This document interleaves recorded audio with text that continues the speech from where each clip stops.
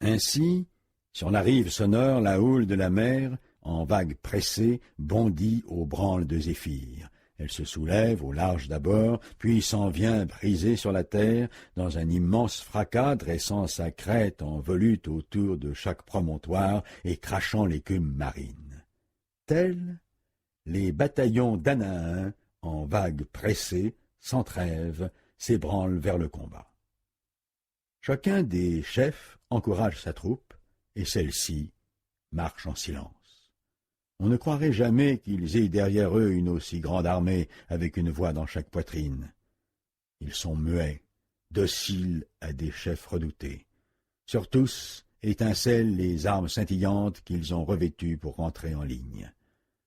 Les Troyens, au contraire, ressemblent aux brebis que l'on voit, innombrables, dans l'enclos d'un homme opulent, quand on traite leur lait blanc et que, sans répit, elles bêlent à l'appel de leurs agneaux.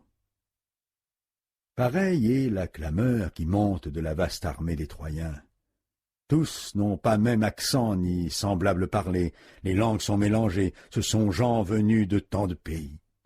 Des deux armées, l'une est poussée par Arès, l'autre par Athénée, la déesse aux yeux pairs, par crainte et déroute, par lutte aux fureurs sans mesure, la sœur et compagne d'Arès meurtrier, qui se dresse, petite d'abord, puis bientôt de son front s'en va heurter le ciel, tandis que ses pieds toujours foulent le sol.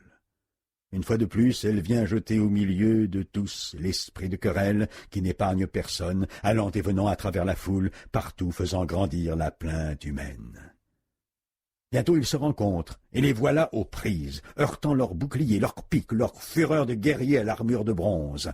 Les écus bombés entrent en contact, un tumulte immense s'élève, gémissements et clameurs de triomphe montent à la fois, les uns tuent, les autres sont tués. Des flots de sang couvrent la terre, tels des torrents dévalant du haut des montagnes au confluent de deux vallées réunissent leurs eaux puissantes, jaillies de sources copieuses dans le fond d'un ravin creux, et le berger dans la montagne en perçoit le fracas au loin. Telles sont les clameurs, l'épouvante qui sortent de cette mêlée. Le premier, Antiloque, fait sa proie d'un guerrier troyen, un brave parmi les champions hors des lignes, Échépole, fils de Thalysios. Le premier, il l'atteint au cimier de son casque à l'épaisse crinière, il lui plante son arme au front. La pointe de bronze s'enfonce et traverse l'os. L'ombre couvre ses yeux, il croule comme un mur dans la mêlée brutale. Il est à peine à terre que le roi Éléphénor le saisit par les pieds, Éléphénor, fils de Chalcodon, capitaine des Abantes magnanimes. Il cherche à le tirer de dessous les traits, avide de le dépouiller au plus vite de ses armes. Mais son élan est bref. Le magnanime Agénor, le voyant tirer le cadavre et, en se courbant, découvrir son flanc hors du bouclier, le frappe là de sa pique de bronze et lui rompt les membres. La vie le quitte, et sur son corps un dur combat s'engage entre Troyens et Achéens. Comme des loups, ils se ruent les uns sur les autres, et chaque homme abat son homme. Alors Ajax, le fils de Télamon, frappe le fils d'Antémion, jeune guerrier en pleine force, Simoïsios, que sa mère, descendue de Lida, a naguère conçu au bord du Simoïs. Elle était venue là, avec ses parents, veiller sur des troupeaux, et c'est pourquoi on l'appelait, lui, Simoïsios. Il n'aura pas à ses parents payé le prix de leurs soins. Sa vie aura été brève. Le magnanime Ajax l'a dompté sous sa lance. Il marchait le premier à l'attaque, lorsqu'Ajax le frappe en pleine poitrine près de la mamelle droite. La lance de bronze suit sa course, tout droit, à travers l'épaule, et l'homme choit au sol dans la poussière. Il semble un peuplier poussé au sol herbeux d'un vaste marécage. Si son fût est lisse, sa cime porte des rameaux, et dans son bois, le charron a taillé avec un fer luisant de quoi faire, en le cintrant, la jante d'un char magnifique. Et il gît là, se desséchant au bord du fleuve. Tel est maintenant Simoïsios, fils d'Antémion, tué par le divin Ajax. Mais sur Ajax à son tour, Antiphe, fils de Priam, à la cuirasse étincelante, lance à travers la masse sa javeline aiguë. Il le manque, et en revanche, il atteint Leucos, le vaillant compagnon d'Ulysse, qu'il blesse à l'aine au moment même où il cherche à tirer le corps de l'autre côté. Leucos s'écroule sur le mort qui lui glisse des bras. Ulysse, à le voir tué, a le cœur en courroux. Il s'en va à travers les champions hors des lignes casquées de bronze éclatant. Il vient se placer près du mort et lance sa pique éclatante, après un regard prudent autour de lui. Les Troyens se dérobent, tandis que l'homme tire, mais le trait n'aura pas été lancé pour rien. Il frappe un bâtard de Priam, Démocoon, qui, lui, vient d'Abydos, où il gardait les cavales rapides. Ulysse, que courrouce la mort d'un compagnon, avec sa javeline l'atteint à une tempe et la pointe de bronze, s'enfonçant, sort par l'autre. L'ombre couvre ses yeux. Il tombe avec fracas, et ses armes sonnent sur lui. Les champions hors des lignes reculent, et avec eux l'illustre Hector. Les Argiens alors poussent un grand cri et tirent leur mort.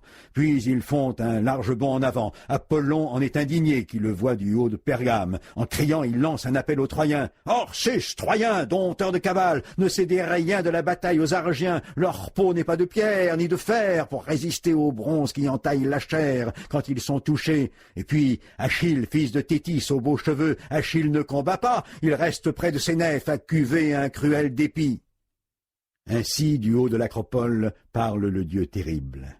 Mais les Achéens, pour les exciter, ont la fille de Zeus, la glorieuse Tritogénie, qui va et vient à travers la mêlée, partout où elle voit un guerrier mollir. Lors, le destin prend dans sa trame Diorès, fils d'Amarincé. Il vient d'être atteint d'un caillou rugueux près du talon, à la jambe droite.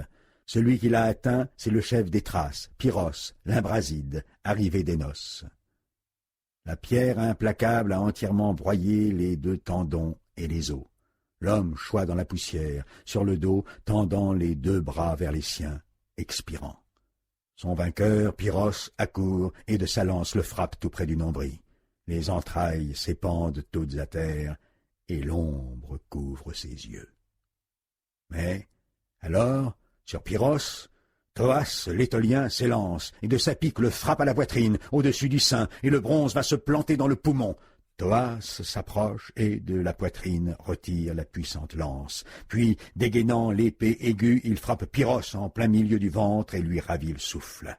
Mais il ne peut lui enlever ses armes. Les compagnons du mort, les Thraces aux cheveux en touffe sur le crâne, aussitôt l'entourent, ayant en main leurs longues javelines, et quelque grand et fier et superbe qu'il soit, le repousse. Ébranlés, ils reculent. Ainsi, tous deux, dans la poussière, côte à côte, sont étendus, chef des Thraces et chef des Épéens à la cotte de bronze. Autour d'eux, par centaines, les autres se massacrent. Alors, il n'aurait plus rien eu à critiquer dans l'action l'homme qui, sans être encore atteint ni meurtri par le bronze aigu, serait venu à ce moment circuler en pleine bataille, et que Pallas Athénée eût pris et conduit par la main en détournant de lui l'élan des traits. C'est par centaines qu'en ce jour, Troyens et Achéens, le front dans la poussière, côte à côte, étaient étendus.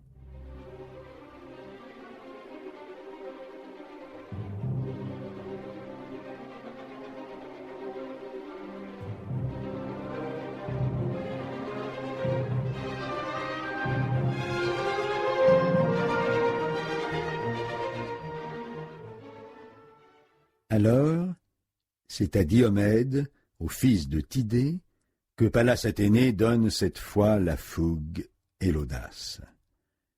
Elle veut qu'il se distingue entre tous les Argiens et remporte une noble gloire.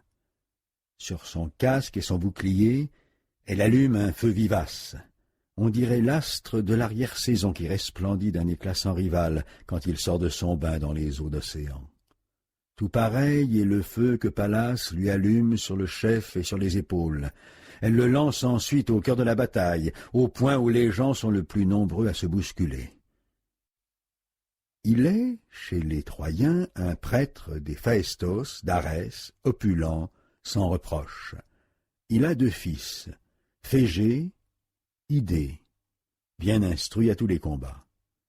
Il se détache des lignes et s'élance à la rencontre du héros. Ils attaquent, eux, sur leurs chars, lui, sur le sol, à pied. Ils marchent ainsi les uns contre les autres, et entrent en contact.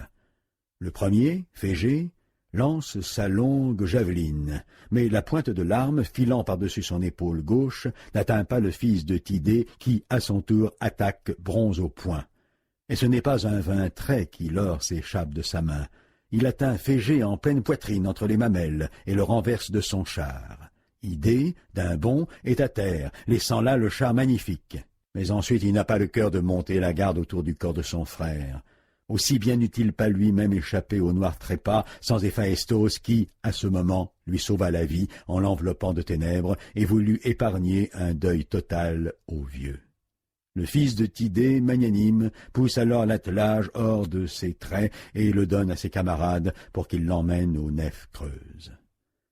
Dès que les Troyens magnanimes voient les deux fils de Darès, l'un, il est vrai, hors de danger, mais l'autre tué près de son char, leur cœur à tous s'émeut.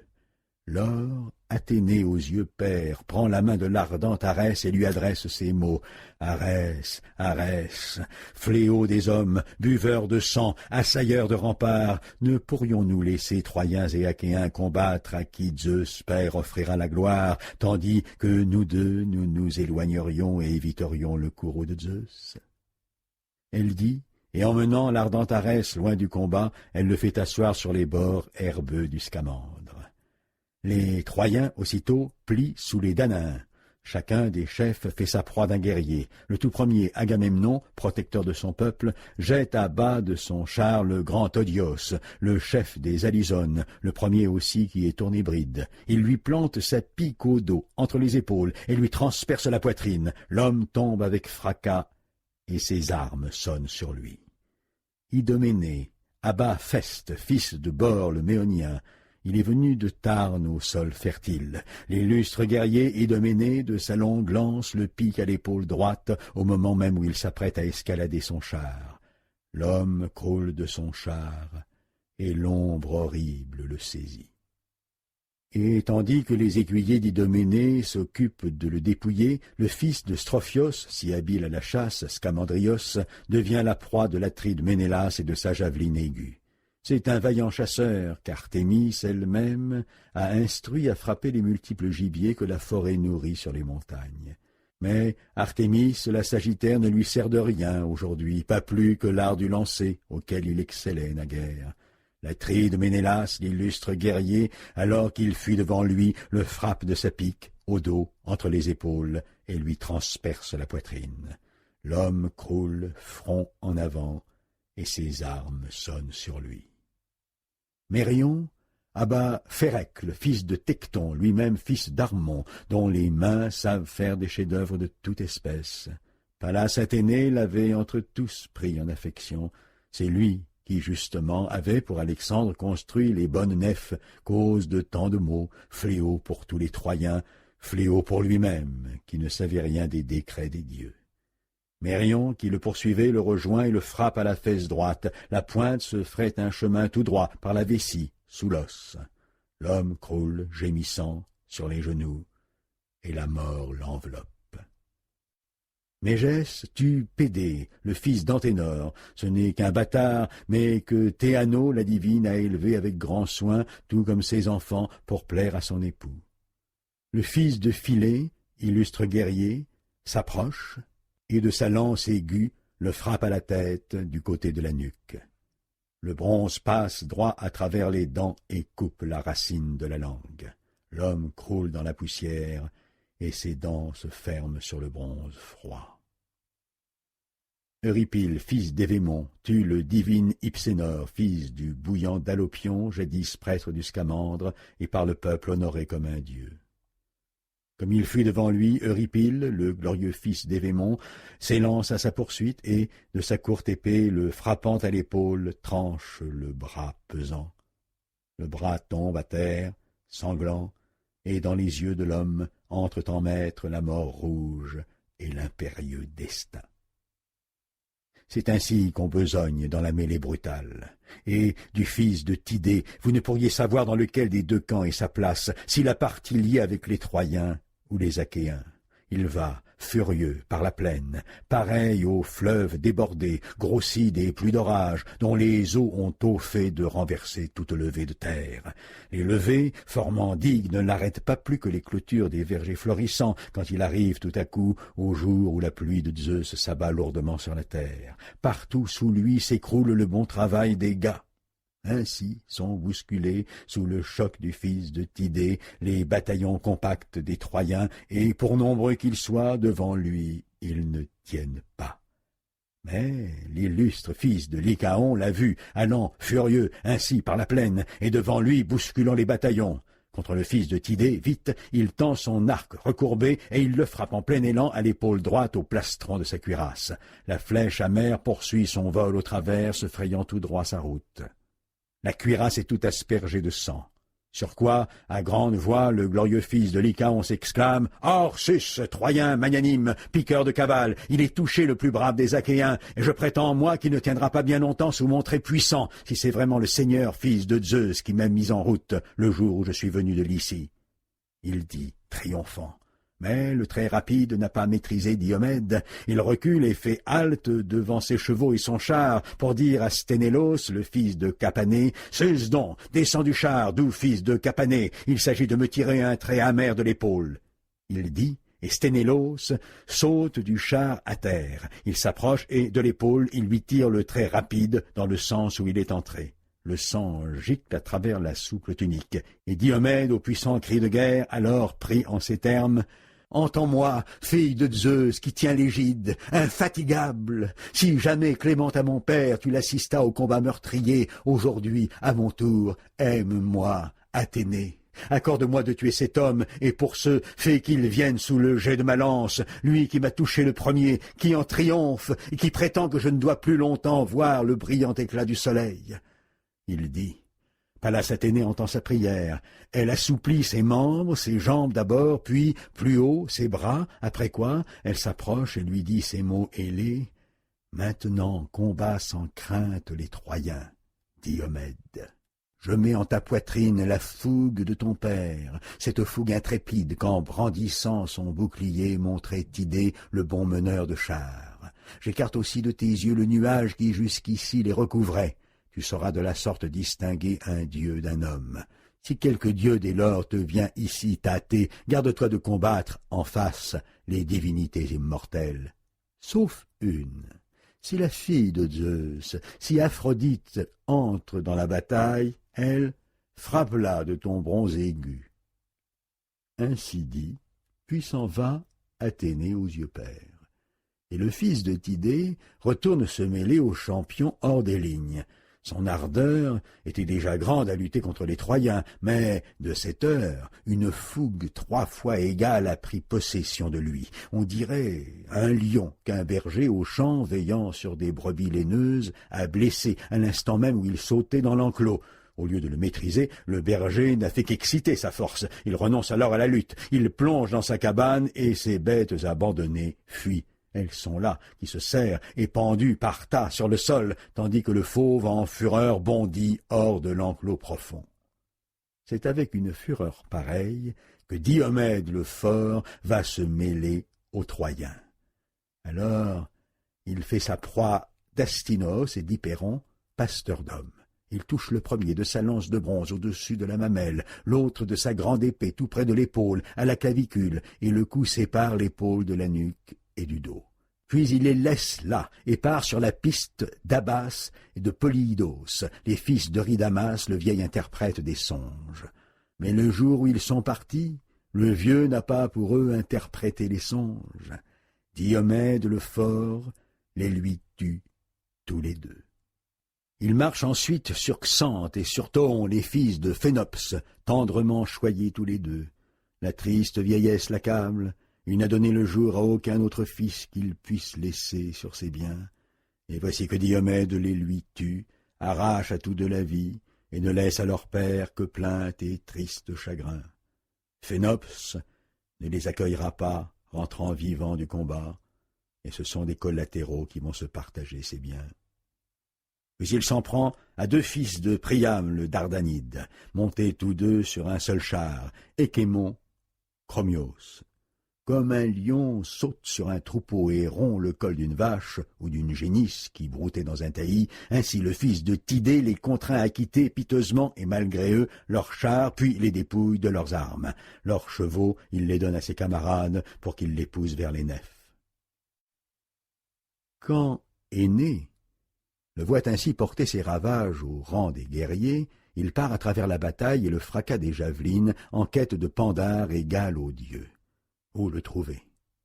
Et quand il a trouvé le fils de Lycaon, puissant et sans reproche, devant lui il s'arrête, le regarde et lui dit « Pandare, qu'as-tu fait de ton arc, de tes flèches ailées et de ton renom? Nul ne te le dispute des gens de cette terre, et, en Lycie, personne qui se flatte de l'emporter sur toi.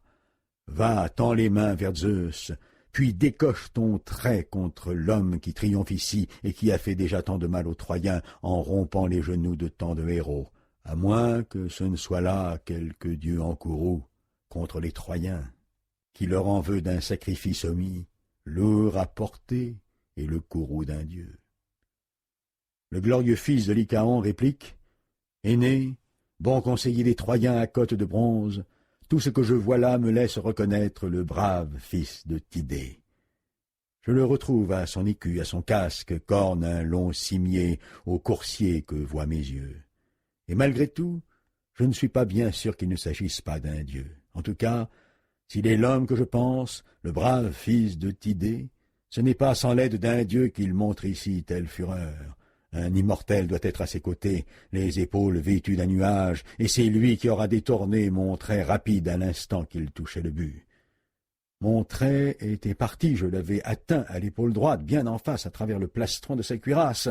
Je croyais le jeter en pâture à Hadès, et je ne l'ai pas abattu. Il faut qu'un dieu m'en veuille. Me voici là, sans chevaux, sans chars ou montés. Et cependant, dans le palais de Lycaon, j'ai 11 beaux chars, frais, bâtis, tout neufs, avec de larges housses déployées sur eux. Chacun a près de lui un couple de cavales paissant l'orge blanche et l'épeautre. Avec quelle insistance, en son manoir solide, Lycaon, le vieux guerrier, me le recommandait à l'heure du départ, que je fusse toujours monté sur un char muni de bons chevaux pour guider les Troyens dans les mêlées brutales. Et je ne l'ai pas cru, comme cela eût mieux valu pourtant. Mais je voulais épargner mes chevaux, j'ai eu peur qu'ils n'aient à souffrir de la faim dans une ville soumise à un blocus, habitués qu'ils étaient à manger largement. Je les ai laissés là, je suis venu à Ilion en fantassin. En mon arc seul j'ai mis ma confiance, il ne devait guère me servir, je le vois. J'ai déjà décoché mon trait sur 2 héros, le fils de Tidée et le fils d'Atrée. Ma flèche a, de tous deux, fait jaillir de vrai sang, et je n'ai su que les exciter davantage. Point de doute, c'est pour mon malheur que j'ai de son clou détaché cet arc recourbé le jour où j'ai pris la route de l'aimable Ilion à la tête de mes Troyens pour plaire au divin Hector. Ah, que seulement je rentre un jour chez moi, que de mes yeux je revois ma patrie, mon épouse, ma vaste et haute demeure, et je veux que, ce même jour, un autre me tranche la tête si cet arc-là je ne le jette pas au feu flamboyant après l'avoir brisé de mes propres mains, puisqu'il me suit partout, sans m'être bon à rien. Énée, chef des Troyens, le regarde et lui dit « Ne parle pas ainsi. À tout cela, il n'est qu'un seul remède, marcher tous deux ouvertement contre cet homme avec mon char et mes chevaux et le tâter les armes à la main. Allons, monte sur mon char. Tu verras ce que valent les chevaux de Tros, et comme ils savent par la plaine en tous sens et vite poursuivre aussi bien que fuir. Ils sauront aussi nous ramener tous les deux vers la ville, si Zeus octroie encore la gloire à Diomède, fils de Tidée. Allons, sans tarder, prends de moi le fouet, les rênes brillantes, et je descendrai du char pour combattre. Ou bien reçois le choc de l'homme, tandis que moi je m'occuperai des chevaux. » Le glorieux fils de Lycaon réplique « Énée, prends les rênes toi-même et conduis tes chevaux. Ils écouteront mieux leur guide habituel au moment d'emporter le char recourbé s'il nous faut une fois de plus fuir devant le fils de Tidée. Je crains sans cela qu'ils ne prennent peur et ne nous servent à rien, parce qu'ils se refuseront à nous porter hors du combat, attendant en vain le son de ta voix, et qu'alors le fils de Tidée, magnanime, fondant sur nous, ne nous massacre tous les deux et n'emmène nos chevaux aux sabots massifs. Conduis plutôt toi-même ton char et tes chevaux. Je recevrai, moi, l'attaque de l'homme avec ma javeline aiguë. » Ces mots dits, il monte sur le char scintillant et, plein d'ardeur, vers le fils de Tidée, dirige leurs chevaux rapides. Le glorieux fils de Capané, Sténélos, les voit, et au fils de Tidée, vite, il dit ces mots ailés. « Fils de Tidée, Diomède cher à mon cœur, je vois deux forts guerriers avides de lutter contre toi. Leur force est sans limite. L'un est expert à l'arc, c'est Pandare, qui se flatte aussi d'être le fils de Lycaon. L'autre, Énée, se flatte à la fois d'être né d'Anchise, héros sans reproche, et d'avoir pour mère Aphrodite. Crois-moi, reculons sur notre char, et ne te lance pas ainsi en furieux parmi les champions hors des lignes si tu ne veux perdre la vie. » Diomède le fort sur lui lève un œil sombre et dit « Ne parle pas de fuir, aussi bien j'imagine que je ne t'écouterai pas. Il n'est pas de mon sang de combattre en se dérobant, encore moins de se terrer. Ma fougue est toujours intacte, mais je répugne à monter sur un char. Non, non, j'irai à eux ainsi, comme je suis. Pallas Athénée m'interdit la peur. Et ce ne sont pas eux que leurs chevaux rapides ramèneront tous les deux à l'arrière, hors de notre atteinte, en admettant même qu'un d'eux arrive à fuir. Mais j'ai encore quelque chose à te dire. Mets-le-toi bien en tête. Si la vigilante Athénée m'octroie la gloire de les tuer tous les deux, toi, retiens en place nos chevaux rapides en accrochant les rênes à la rampe du siège, mais n'oublie pas ensuite de sauter sur ceux d'Énée, ni de les pousser bien loin des Troyens vers les Achéens aux bonnes jambières. Leur race est celle dont Zeus, le dieu à la grande voix, donna jadis les rejetons atroces en rançon de son Ganymède, parce que c'était celle des meilleurs coursiers qui soient sous l'aube et le soleil. De ce sang-là, Anchise, protecteur de son peuple, a su dérober un peu. À l'insu de Laomédon, il a fait saillir ses juments par eux. 6 poulains lui en sont nés dans son manoir. Il en garde pour lui 4 qu'il a nourris à la crèche. Il a donné à Énée les 2 autres. Ce sont des maîtres de déroute. S'en emparer serait pour nous conquérir une noble gloire. » Tels sont les propos qu'ils échangent. Les autres, cependant, s'approchent, pressant leurs chevaux rapides, et le premier, le glorieux fils de Lycaon, prend la parole en ces termes. « Brave au cœur brutal, fils de l'illustre Tidée, mon trait rapide, flèche amère, ne t'a donc pas abattu? Eh bien, cette fois je te tâterai de ma pique, nous verrons si je te touche. » Il dit, et brandissant sa longue javeline, il la lance contre le fils de Tidée et l'atteint à son bouclier. La pointe de bronze, en son vol, le traverse et vient tout près de la cuirasse. Sur quoi, à grande voix, le glorieux fils de Lycaon s'exclame « Tu es blessé au flanc de part en part. J'imagine que tu ne tiendras pas longtemps désormais, et tu m'auras donné une immense gloire. » Diomède le fort sans frémir répond « Tu m'as manqué au lieu de me toucher. J'imagine, moi, que vous n'en resterez pas là sans que l'un de vous aille à terre et rassasie de son sang Arès, l'endurant guerrier. » Il dit et lance son trait. Athénée le dirige vers le nez à côté de l'œil. Il passe les dents blanches. Le bronze impitoyable tranche la base de la langue et la pointe en ressort au plus bas du menton. Il croule de son char et ses armes sonnent sur lui, étincelantes, resplendissantes. Ses cavales rapides font un écart d'effroi.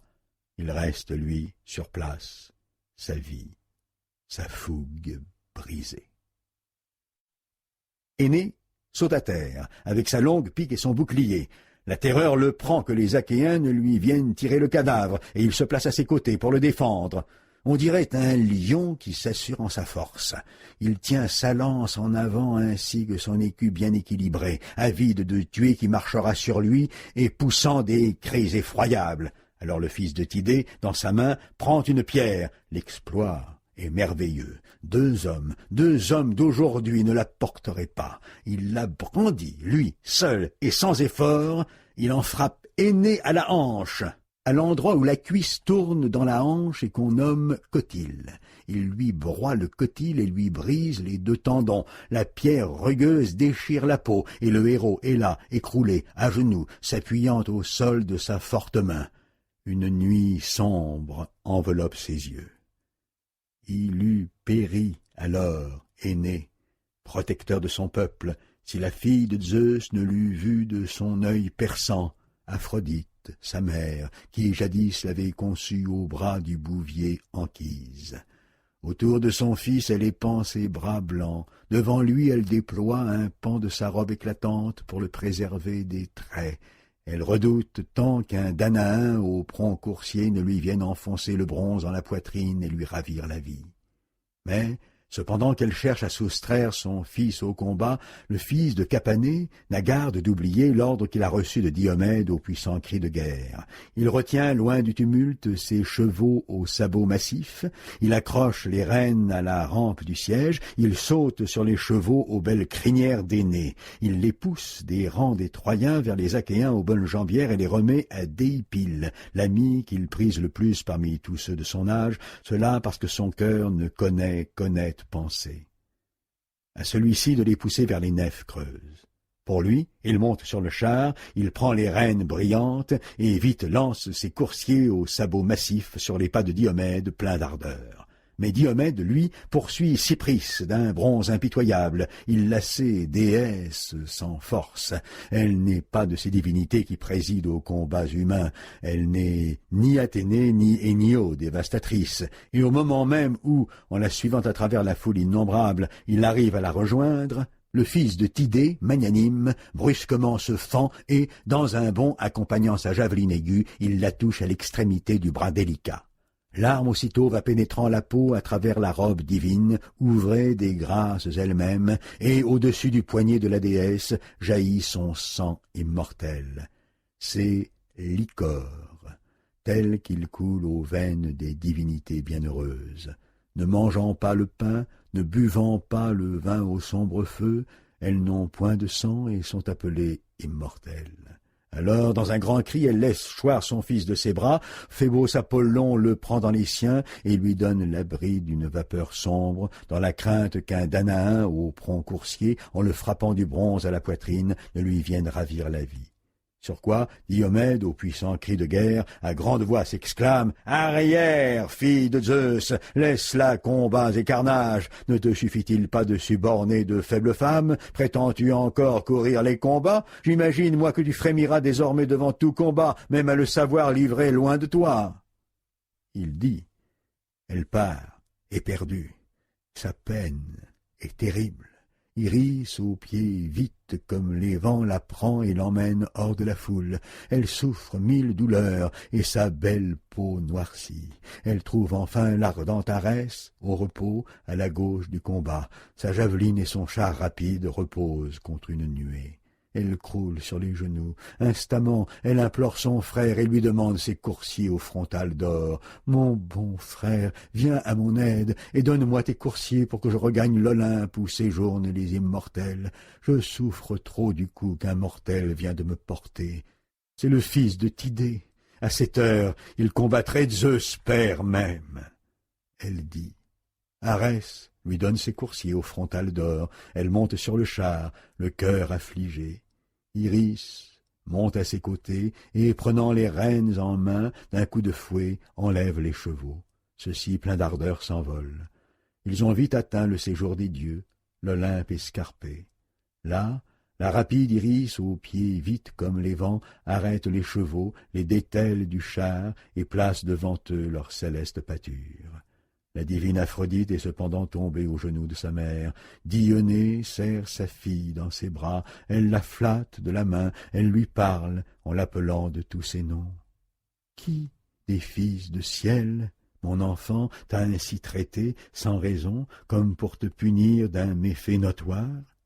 Et Aphrodite, qui aime les sourires, répond « C'est le fils de Tidée, le bouillant Diomède, qui vient de me frapper parce que je voulais soustraire à la bataille Énée, mon fils, qui m'est cher entre tous.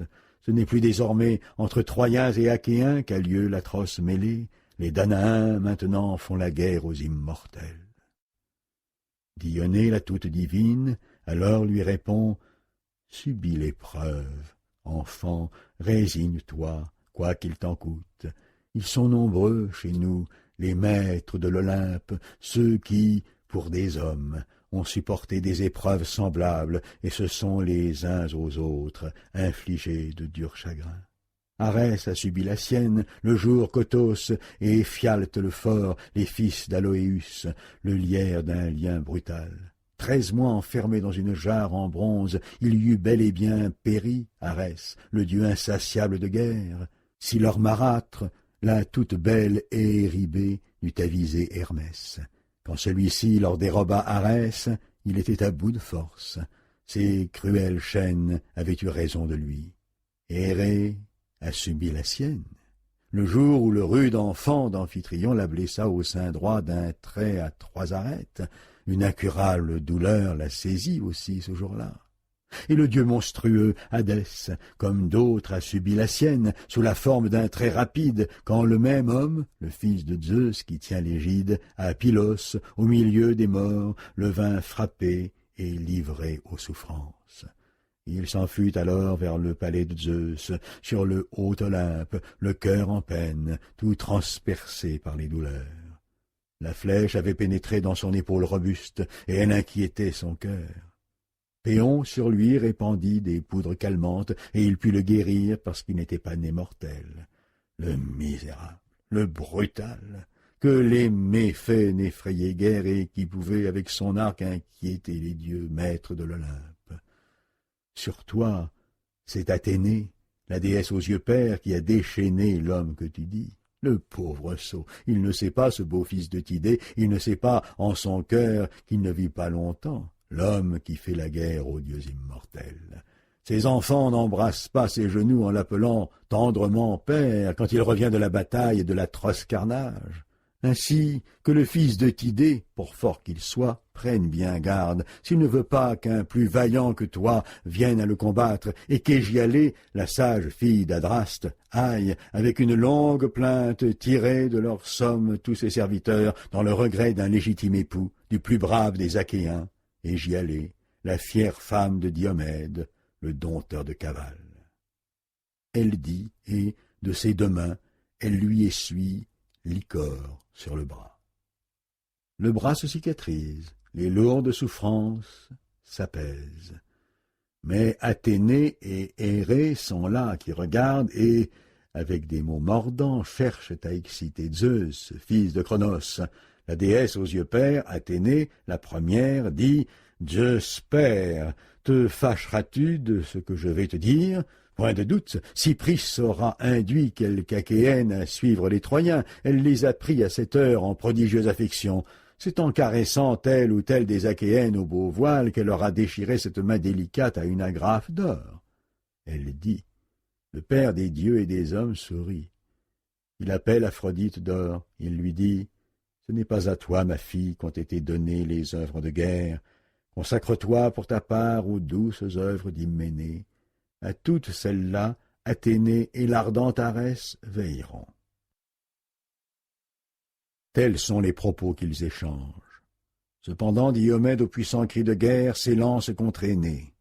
Il sait bien qu'Apollon en personne étend son bras sur lui, mais il n'a pas respect même du Dieu puissant. Il est toujours avide d'immoler Énée et de le dépouiller de ses armes illustres. Par 3 fois, il s'élance, brûlant de le tuer. Par 3 fois, Apollon repousse avec rudesse son écu éclatant.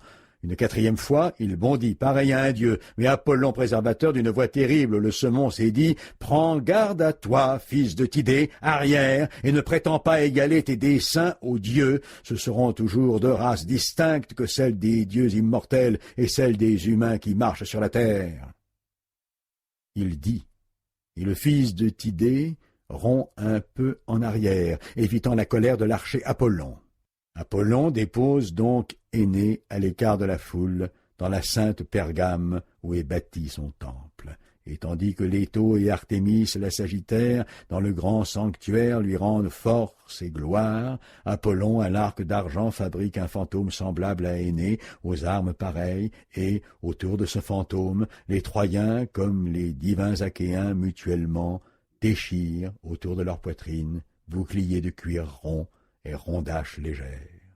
Lors Phébos Apollon ainsi parle à l'ardent Arès, Arès, Arès, fléau des hommes, buveur de sang, assailleur de remparts, voudrais-tu pas aller écarter du combat l'homme que tu vois, le fils de Tidée? À cette heure, il combattrait Zeus, père même. Il a d'abord approché et blessé Cypris au poignet, puis s'est jeté sur moi, pareil à un dieu.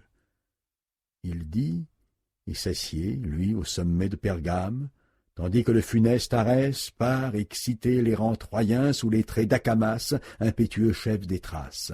Au Priamide issu de Zeus, ensuite il ordonne « Fils de Priam, le roi issu de Zeus, jusque à quand laisserez-vous les Achéens tuer votre monde? Attendez-vous donc qu'ils combattent autour de vos portes solides? Voici à terre le guerrier que nous honorions à l'égal du divin Hector, aîné le fils du magnanime Anchise. Allons, sauvons de la bagarre notre brave compagnon. » Il dit, et stimule la fougue et l'ardeur de tous. À ce moment, Sarpédon, vivement, s'en prend au divin Hector. « Hector, où est-elle donc partie la fougue qui fut tienne? Tu prétends, n'est-ce pas, tenir la ville, sans armée, sans alliés, seul, avec tes frères et beaux-frères. De ceux-ci, pour l'instant, je n'arrive à voir ni à entrevoir aucun. Tous se terrent comme chiens autour du lion. Et c'est nous qui nous battons, nous qui ne sommes parmi vous que des alliés. Je puis bien le dire, je suis un allié venu d'assez loin. Elle est loin, la Lycie et les bords de son Xanthe tourbillonnant. J'ai laissé là ma femme et mon fils, tout enfant, et mes trésors sans nombre dont rêve l'indigent. Je n'en stimule pas moins la foule de mes Lyciens, et je brûle moi-même de me battre en combat singulier. Et pourtant, ai-je ici rien à moi que les Achéens puissent emporter, emmener, tandis que toi tu restes là, sans savoir même donner à tous les tiens l'ordre de tenir bon pour défendre leurs femmes? Ah, j'ai peur que vous ne tombiez aux mailles d'un filet qui ramasse tout et ne deveniez la proie, le butin de l'ennemi. Je le vois bientôt saccageant votre belle ville. Mais tout cela, c'est à toi d'y songer, nuit et jour, de supplier les chefs de tes illustres alliés pour qu'ils tiennent sans défaillir et de te décharger ainsi d'un dur reproche. » Ainsi dit Sarpédon. Ces mots mordent Hector au cœur. Brusquement, de son char, il saute à terre, en armes. Brandissant ses pics aigus, il va par l'armée en tous sens, stimulant chacun au combat et réveille ainsi l'atroce mêlée.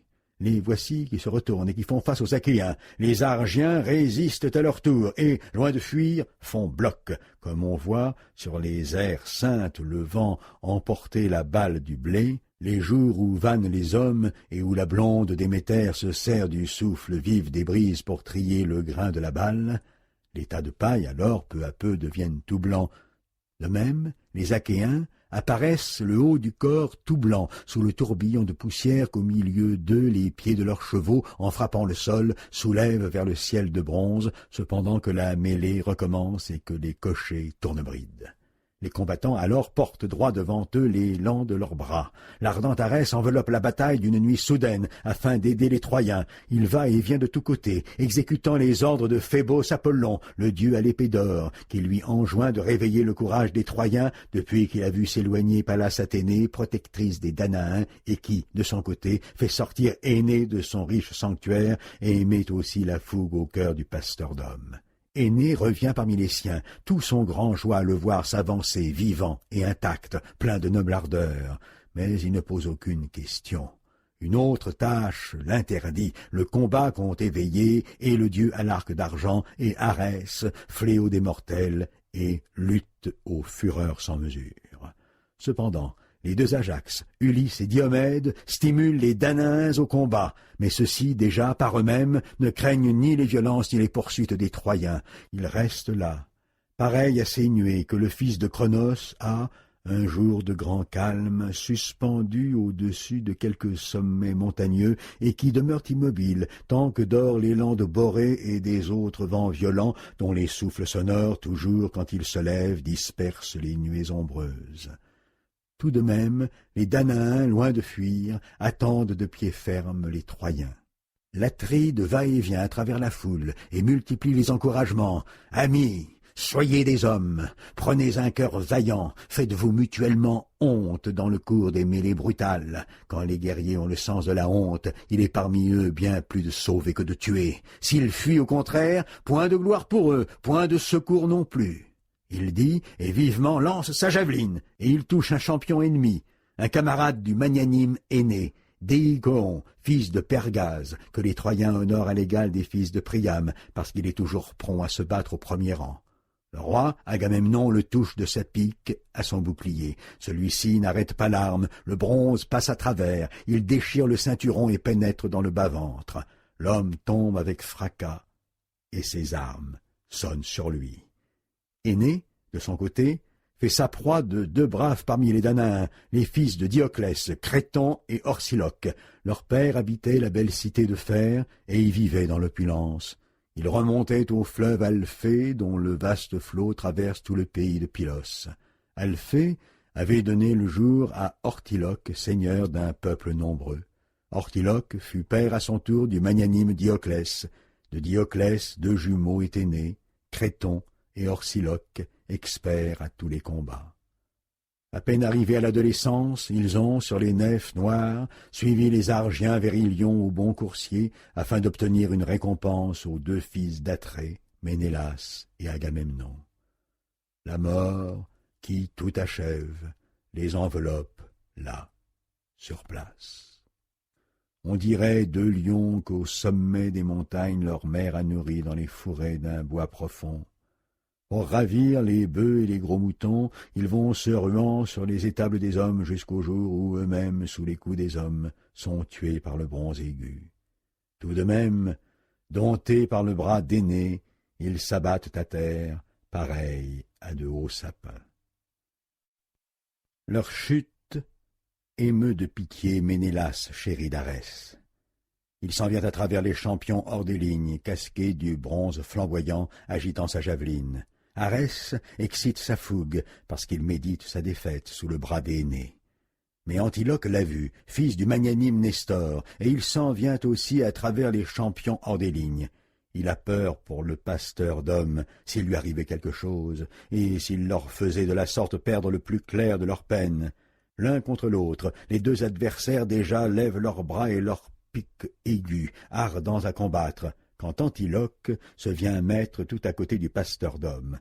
Alors Énée cède la place, pour impétueux guerrier qu'il soit, quand il voit côte à côte deux héros fermes devant lui. Ainsi, il tire les cadavres vers les lignes des Achéens. Ils mettent les deux malheureux aux mains de leurs camarades, puis ils font volte-face pour combattre de nouveau au premier rang.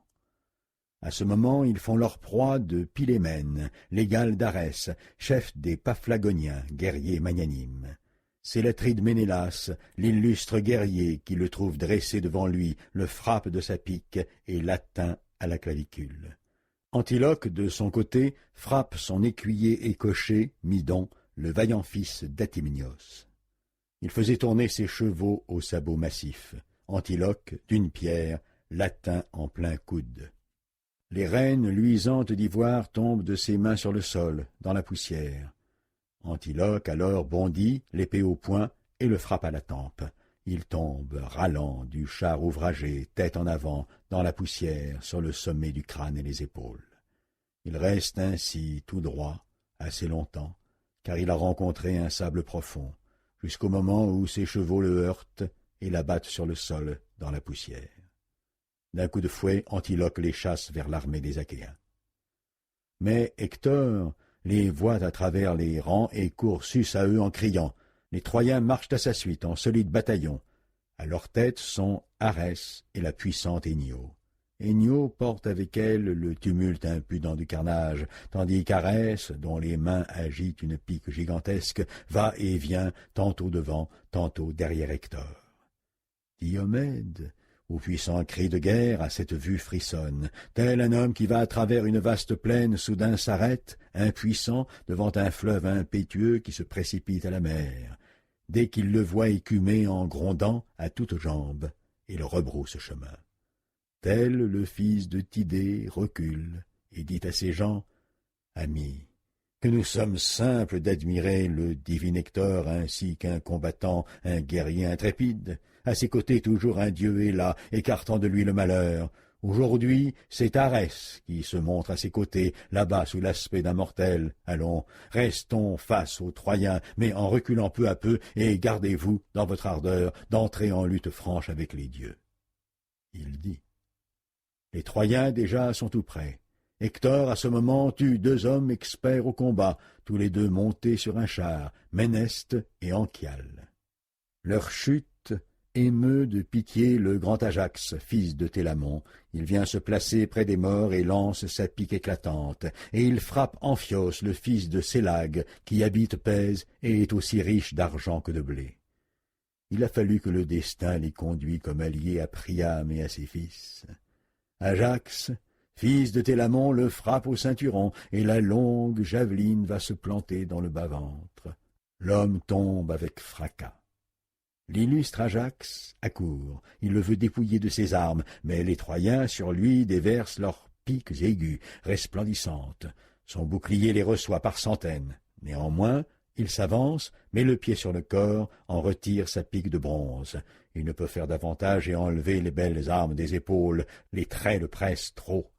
Il craint, autour du corps, une vigoureuse défense de la part des Troyens altiers qui, nombreux et braves, se dressent devant lui, lancent au poing, et, quelque grand et fier et superbe qu'il soit, le repousse. Ébranlé, il recule.